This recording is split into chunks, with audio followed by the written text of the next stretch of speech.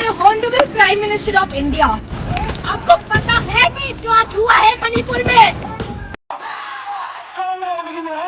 मुझे कुछ नहीं चाहिए गवर्नमेंट से, सिर्फ घर चाहिए। और जो हमारे मणिपुर पहले से है वही चाहिए हमें, ये वाला नहीं चाहिए।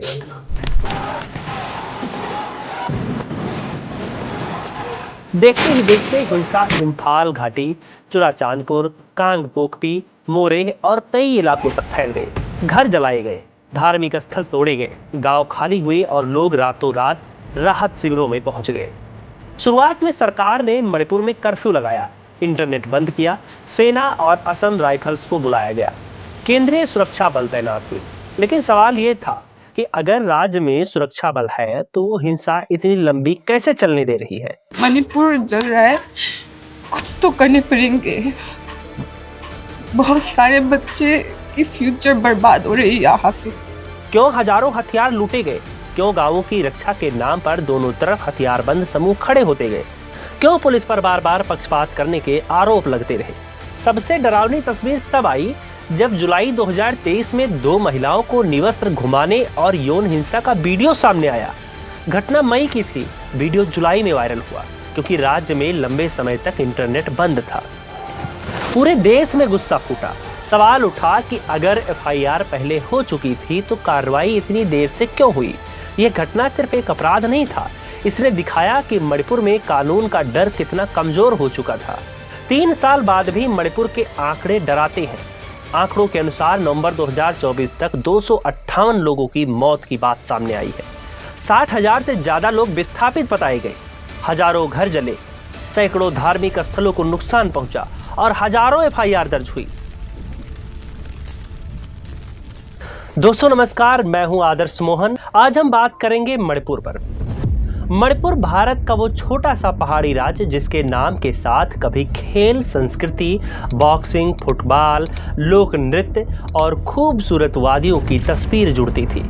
लेकिन पिछले 3 सालों से इसी मणिपुर का नाम सुनते ही दिमाग में सबसे पहले आती है आग, बंदूकें, राहत शिविर, जले हुए घर, खाली गांव और वो लोग जो अपने ही राज्य में अपने ही घर लौटने से अब डरते हैं। सवाल यह है कि आखिर एक राज्य इतना कैसे टूट गया कि 2 समुदायों के बीच सिर्फ अविश्वास नहीं बल्कि पूरी की पूरी भौगोलिक दीवार खड़ी हो गई? कैसे एक मार्च, एक कोर्ट ऑर्डर, जमीन और आरक्षण की बहस, राजनीति, पुलिस, हथियारबंद समूह और सरकार की नाकामी मिलकर ऐसे जख्म में बदल गए जो 3 साल बाद भी भरने का नाम नहीं ले रहा। मणिपुर की कहानी समझने के लिए सबसे पहले उसके नक्शे को समझना होगा।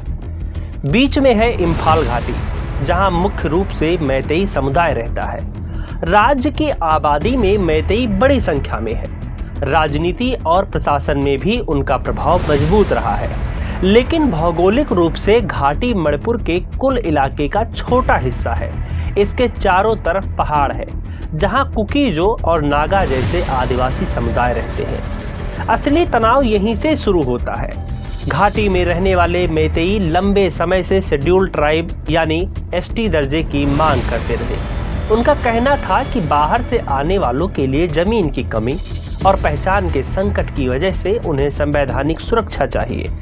दूसरी तरफ पहाड़ी आदिवासी समुदायों को डर था कि अगर मैतेई को एसटी दर्जा मिला तो वे पहाड़ी इलाकों में जमीन खरीद पाएंगे, नौकरियों और शिक्षा में आरक्षण की हिस्सेदारी पर भी असर पड़ेगा और पहाड़ी समाज की जमीन, पहचान और राजनीतिक सुरक्षा कमजोर हो जाएगी।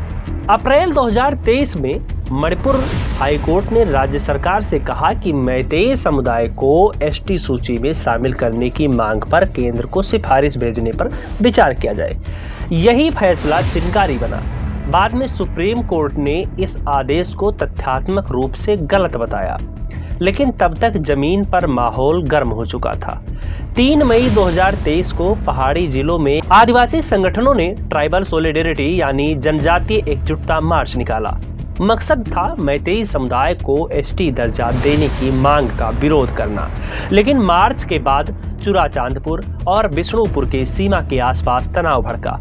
फिर खबरें, अफवाहें, जवाबी भीड़, आगजनी और हमले फैलते चले गए। देखते ही देखते हिंसा इम्फाल घाटी, चुराचांदपुर, कांगपोकपी, मोरेह और कई इलाकों तक फैल गई। घर जलाए गए, धार्मिक स्थल तोड़े गए, गांव खाली हुए और लोग रातों रात राहत शिविरों में पहुंच गए। शुरुआत में सरकार ने मणिपुर में कर्फ्यू लगाया, इंटरनेट बंद किया, सेना और असम राइफल्स को बुलाया गया, केंद्रीय सुरक्षा बल तैनात हुए।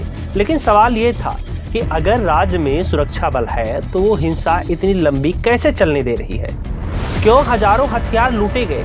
क्यों गांवों की रक्षा के नाम पर दोनों तरफ हथियारबंद समूह खड़े होते गए?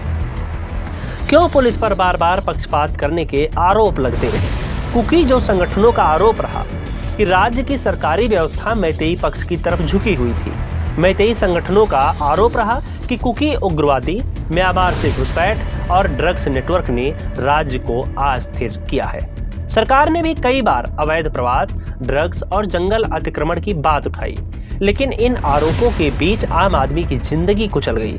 एक तरफ घाटी में रहने वाले कुकी परिवार अपने घर छोड़कर पहाड़ों की तरफ भागे, दूसरी तरफ पहाड़ी इलाकों में रहने वाले मैतेई परिवार घाटी की तरफ लौटे। इस तरह मणिपुर सिर्फ हिंसा से नहीं बल्कि सामाजिक बंटवारे से भी टूट गया। सबसे डरावनी तस्वीर तब आई जब जुलाई 2023 में 2 महिलाओं को निवस्त्र घुमाने और यौन हिंसा का वीडियो सामने आया।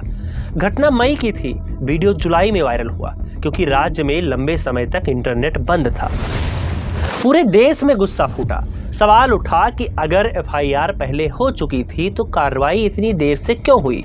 यह घटना सिर्फ एक अपराध नहीं था, इसने दिखाया कि मणिपुर में कानून का डर कितना कमजोर हो चुका था और महिलाओं के शरीर को भी समाज के सामूहिक बदले का मैदान बना दिया गया था।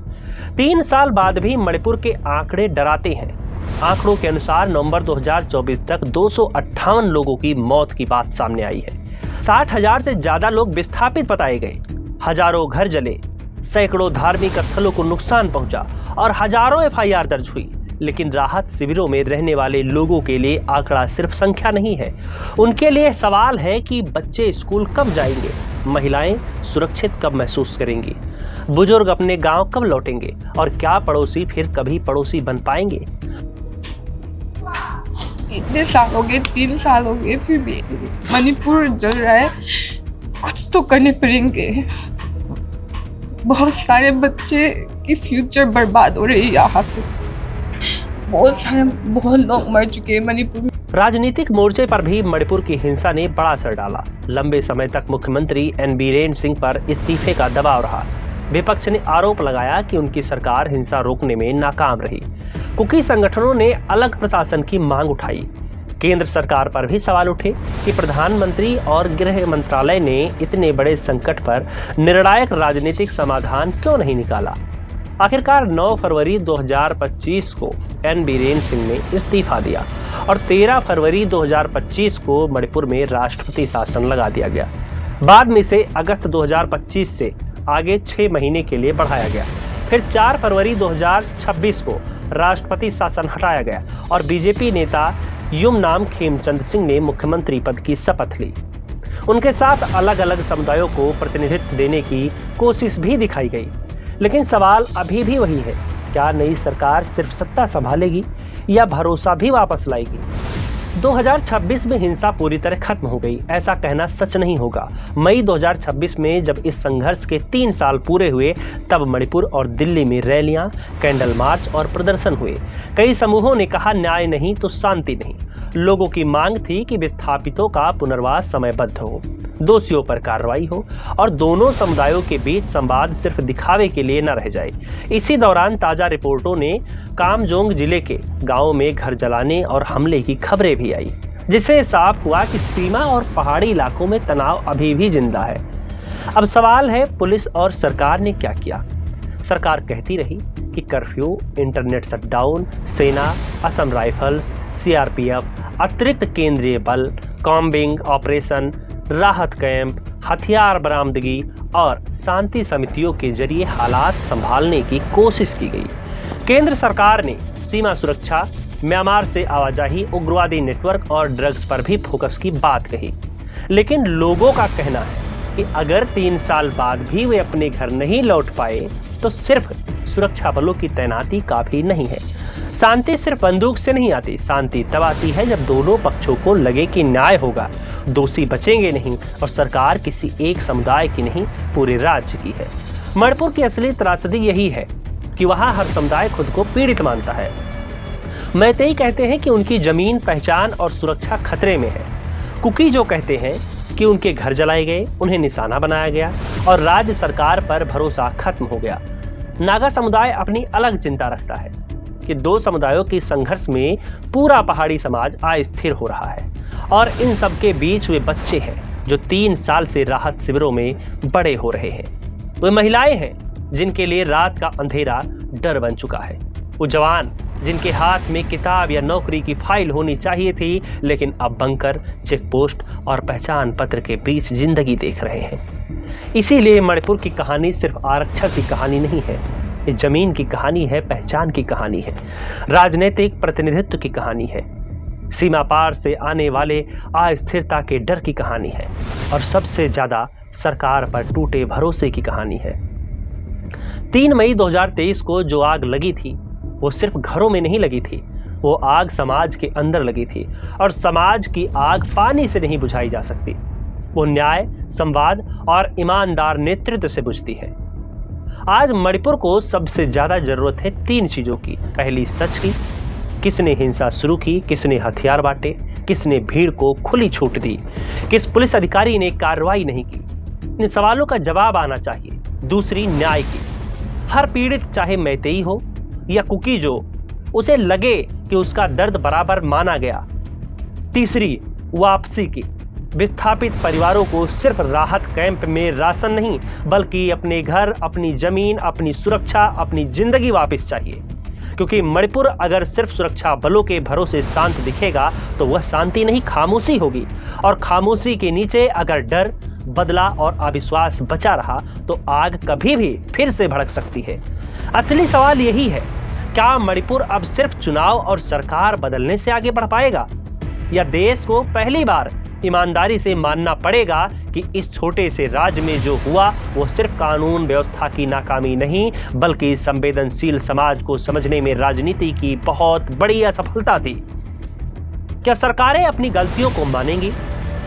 क्या पुलिस प्रशासन इस बात को मानेगा कि उसकी असफलता के कारण एक राज्य पूरी तरीके से टूट चुका है, वहां के लोग बढ़ चुके हैं?